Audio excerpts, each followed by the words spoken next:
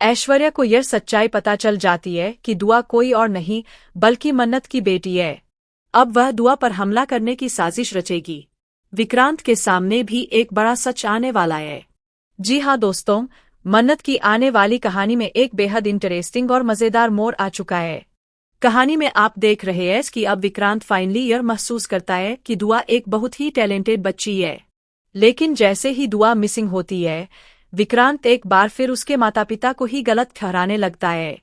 वहीं दूसरी तरफ दुआ अब अपनी मां मन्नत के पास वापस आ चुकी है।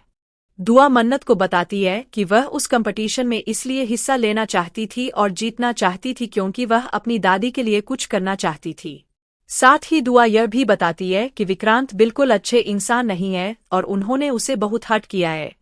यह सुनकर मन्नत समझ जाती है कि विक्रांत अभी भी नहीं बदला है और वह पहले जैसा ही है। दूसरी ओर विक्रांत दुआ की तलाश में जुटा हुआ है। आने वाले ट्विस्ट में फाइनली ऐश्वर्या, जो अब तक आरजू बनकर घूम रही थी, उसका नकाब उतरने वाला है। हालांकि विक्रांत अभी भी आरजू यानी ऐश्वर्या का चेहरा नहीं देख पाएगा। दुआ को ढूंढते ढूंढते विक्रांत मन्नत तक पहुंचने वाला है। वही फाइनली ऐश्वर्या मन्नत और दुआ को एक साथ देख लेगी। जी हाँ, ऐश्वर्या के सामने सबसे पहले यह सच्चाई आने वाली है कि दुआ कोई और बच्ची नहीं बल्कि विक्रांत और मन्नत की बेटी है।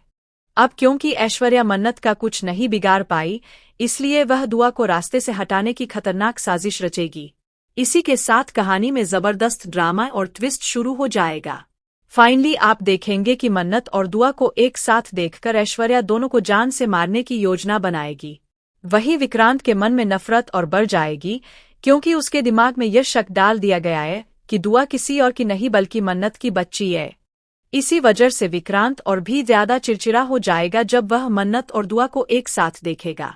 तो दोस्तों, आप कितने एक्साइटेड हैं इस आने वाले इंटरेस्टिंग ट्विस्ट को देखने के लिए? हमें कमेंट में जरूर बताएं।